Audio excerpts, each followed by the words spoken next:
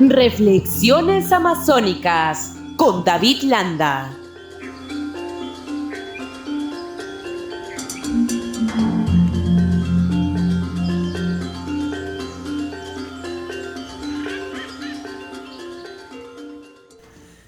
Y como cada sábado ya estamos en comunicación con el ingeniero ecologista David Landa, integrante del colectivo Moyobamba 500, ¿no? El tema que vamos a abordar hoy son amenazas contra la Amazonía. En primer lugar, darle la bienvenida al ingeniero David Landa. Qué gusto saludarlo, ingeniero David Landa, muy amable como siempre. Gracias por compartir estas reflexiones amazónicas cada fin de semana a través de RCR para distintos puntos del territorio nacional. Mi querido amigo José, y un saludo a todos los que siguen a RCR, agradecidos por esta ventana de opinión desde la Amazonía peruana. Por sus órdenes.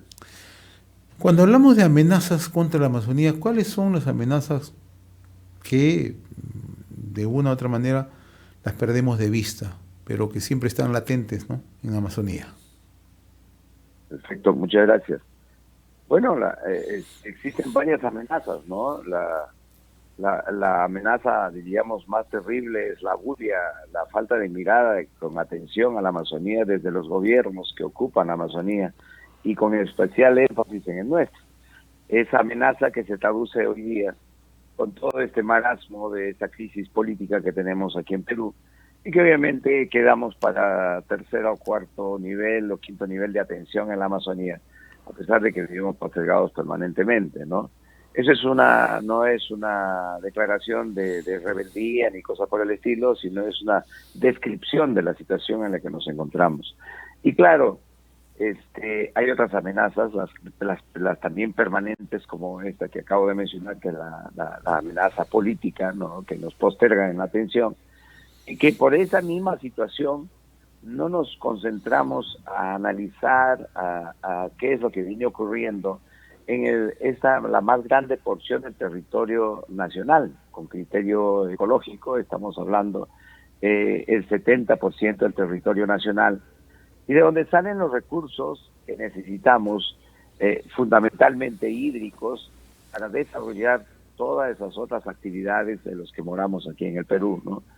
Y en esa falta de atención, ya directamente, de una manera crónica, aparece, por ejemplo, una de las amenazas, que es la ocupación ilegal, desordenada, caótica de la Amazonía, por estas alentadas migraciones que se han hecho como políticas de Estado, ¿no?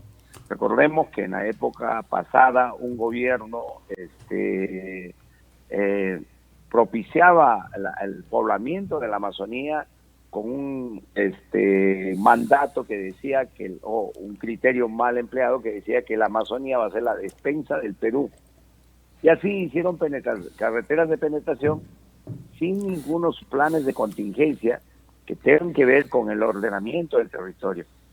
Qué bueno hubiese sido que desde Lima, al propiciar esta ocupación de los espacios amazónicos, hubiesen primero haber trabajado una zonificación ecológica, económica, a través de lo que ya existía en ese tiempo, ¿no? Porque no sé si recuerda, mi querido José, había una oficina que se llamaba la ONER, la Oficina Nacional de Evaluación de Recursos Naturales, y que quedaba por ahí, por San Borja. Yo recuerdo haberlo visitado de estudiante universitario. Entonces, allí habían esbozos del estudio de las capacidades del suelo amazónico. Por lo menos hubiesen usado aquello para dirigir la migración. O sea, ¿qué quiere decir? Tal cual hicieron en Estados Unidos, en la colonización de Estados Unidos. Estoy hablando pues de los inicios de 1800, ¿no? Cuando incluso hay una película, cuando se señalan las tierras clasificadas por su aptitud, se ponen unos cuantos acres, porque no se mide por hectáreas, se mide por acres, 10, 15 cada lote, cada espacio, y luego se daba una partida a 1 hora y todo el mundo cabalgaba a tomar la posesión de su lugar, y al que empezaba a cabalgar antes de la hora, el ejército le metía un tiro por la espalda, porque nadie podía tener ventaja. Entonces, imagínate cómo en Estados Unidos en aquella época ya tenían una idea de que no podían mandar a ocupar la gente en cualquier lugar con criterios que no tenían que ver con el uso racional del suelo. Entonces, la migración desordenada es la principal amenaza, que nos lleva a la otra, que es la deforestación, ¿no? Así es. Mucho se Entonces, toca el tema de deforestación, pero poco se hace por mitigar, por atenuar estas circunstancias en Amazonía. ¿Qué es lo que ocurre realmente? ¿Qué hay detrás de todo esto? claro, bueno, es que en ese desorden y detrás de todo esto, en ese caos, aparecen pues las mafias, ¿no? Todo el mundo encuentra una manera de hacerse de dinero mal habido, ¿no? ¿Y qué ocurre? Que aparecen las mafias de traficantes de tierras. Entonces, estos van, posesionan miles de hectáreas a ojo vista, hasta allá, allá y acá, miles de hectáreas, y luego empiezan a promocionarlos en sus departamentos andinos de origen. Esto ya ha bajado, realmente, porque parece que la tremenda oleada de ocupación de las zonas más o menos accesibles en el eje de la carretera marginal de la selva que se le llamó, esas zonas ya fueron tomadas. Entonces ha descendido, pero promocionaban en los lugares de origen para que venga a posesionar la tierra. Entonces venían, le asignaba, pues le vendía su lote al campesino, y inmediatamente desboscaba, talaba para sembrar lo que tenía que sembrar para poder sobrevivir, ¿no? Entonces ya sembraba su maíz, luego ya puso el café, etcétera. Qué duda cabe que es una gente pujante, es una energía maravillosa, son gente que trabaja de sol a sol, que están acostumbrados a trabajar en climas de una inclemencia total, ¿no? En sus lugares de origen, con mucho frío en la madrugada, y se levantan pues 5 de la mañana a trabajar. Cuando te cae una lluvia en esos ambientes, pues es como una maldición, pero acá no, acá te levantas a las 4 de la mañana, tienes un clima primaveral, y sobre si es en el Alto Mayo mejor, que es una maravilla, este es el Edén, ¿no? Y si te cae una lluvia, le agradeces al Señor que ha llovido porque te ha frescado un poco. Entonces han avanzado, han generado una fuerza extraordinaria, pero nos han dejado un camino de deforestación terrible, y eso es quizás una. La otra, esta tendencia felizmente está cambiando ya, porque en buena cuenta han establecido sus plantaciones y han recibido todo el mensaje conservacionista, no el conservacionista ultranza que dice no toques, no hagas nada, etcétera, déjalo tal cual, sino ese mensaje ya conservacionista de poner en valor el recurso y dotarle ya de herramientas de subsistencia a la gente, ¿no? Esa es la otra amenaza, la deforestación, que también se produce por establecimiento de agricultura a gran escala, ¿no? Si hablamos de la Amazonía en general, ya sabemos que en la zona de Brasil, en el sur de Brasil, en Mato Grosso do Sul, por ejemplo, se establecen campos de soya y se van a talar miles de hectáreas. Ya sabemos que dentro de ese marco, el establecimiento de plantaciones de palma aceitera, también hay la tendencia de deforestar miles de hectáreas para establecer plantaciones de palma aceitera, que lo tenemos en Pucallpa, algunos los tenemos acá en San Martín, parte de Loreto también, pero esa tendencia sabemos que va a disminuir, ¿no? Va a estar disminuyendo. Y que no es la más perniciosa, en buena cuenta, porque al establecerse los bosques de palmeras, si bien es cierto que se afecta la biodiversidad, pero se renueva la masa boscosa con estos macizos forestales, y que son también, como son bosques jóvenes, técnicamente son excelentes sumideros de carbono, ¿no? Pero son causas de la deforestación. La otra que viene aparejado y siempre en el tema de la deforestación, en torno a la deforestación, que produce deforestación, y no solamente deforestación, sino que esto es algo ya extraordinariamente catastrófico, es la minería ilegal. Esa minería que ahorita está financiando gran parte del caos que tenemos y la crisis, ¿no? Esa minería ilegal tala y no queda ahí su accionar, que nos deja la superficie amazónica como paisaje lunar, sino que tala y envenena los ríos. Esto es lo más terrible, esto es lo más catastrófico, por la cantidad de elementos, nocivos que utiliza como mercurio, sin ningún tipo de control. ahí hay una mansalva, y todo eso va a los ríos, es absorbido por los peces son consumidos por las personas, y la cadena de catástrofe, la cadena de afección nefasta, es una cadena muy larga, ¿no? Que al final se traduce en muerte, enfermedades, sufrimiento, la economía golpeada, etcétera, etcétera, ¿no? Entonces, eso es otra de las causas que nos cae, que digamos afectan a la Amazonía y tienden a quitarnos todo estos bosques que nosotros necesitamos. Una de las causas también un poco más pequeñas que afectan a la Amazonía en el marco de la deforestación es el establecimiento de represas hidroeléctricas. Pero hay que decir ahí que ahora tenemos más o menos en toda la Amazonía redondeando cifras, unas 150 represas que afectan más o menos a 150.000 hectáreas. Esto en un contexto de 85 millones de hectáreas que tiene la Amazonía en su conjunto, en realidad no es absolutamente nada. Eso en el contexto del tercio de Amazonía que viene siendo deforestado acá en San Martín, no es nada. Pero siempre es usado el tema de las represas establecidas en el llano amazónico, ¿no? Porque en el llano amazónico, cuando uno pone una represa, hace una hidroeléctrica, va a halagarse el río, ¿no? Se levantan los muros y tienes toda la extensión, 1.000, 2.000 hectáreas se van a halagar, pero como digo, eso no tiene, en el correlato del costo-beneficio, diríamos un poco pesa más el beneficio, porque necesitamos energía eléctrica para trabajar transformación de los productos en la Amazonía y no seamos solamente extractivistas, sino pasemos a ser industriales, agregarle valor al producto para introducirlos en los mercados. David, tú nos has hecho una radiografía de todos los problemas que se confrontan, todas las amenazas que hay en la Amazonía. No son temas nuevos, son temas que permanentemente se denuncian, son objeto de análisis, son objeto también de ponerlos en relevancia, sea a través de los organismos de control o a través de la propia prensa, a través de la propia ciudadanía, ¿no? La gran pregunta es ¿por qué no se actúa? Citaste el tema de la minería ilegal, ¿no?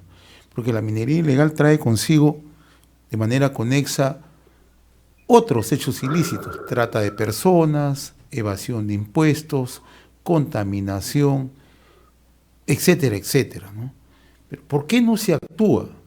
O sea, somos permisibles simplemente a mirar qué es lo que está ocurriendo, cómo se deforesta, cómo se contamina, cómo se trae actividades ilícitas y simplemente nos mantenemos en silencio.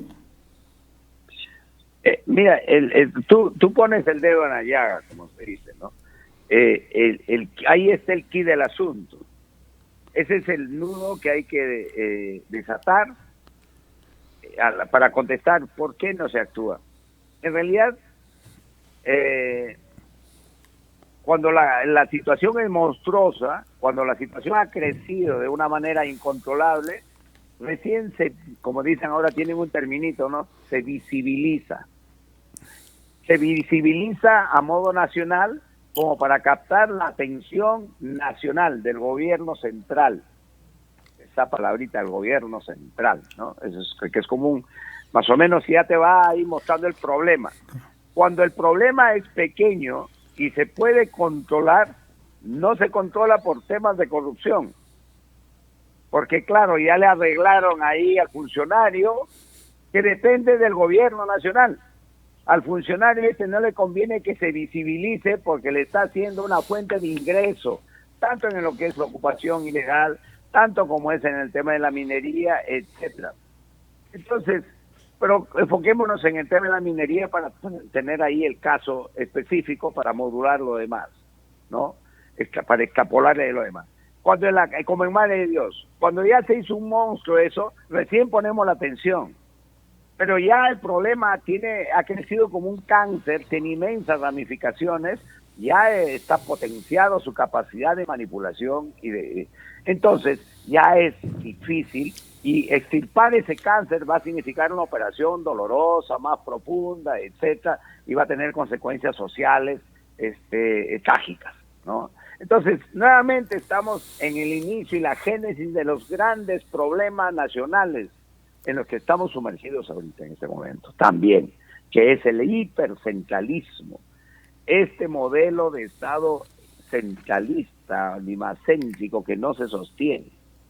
Necesitamos entrar a impulsar profundamente la descentralización, pero ahí nos salpica a nosotros en el interior del país también en la culpa, esta situación. ¿Por qué?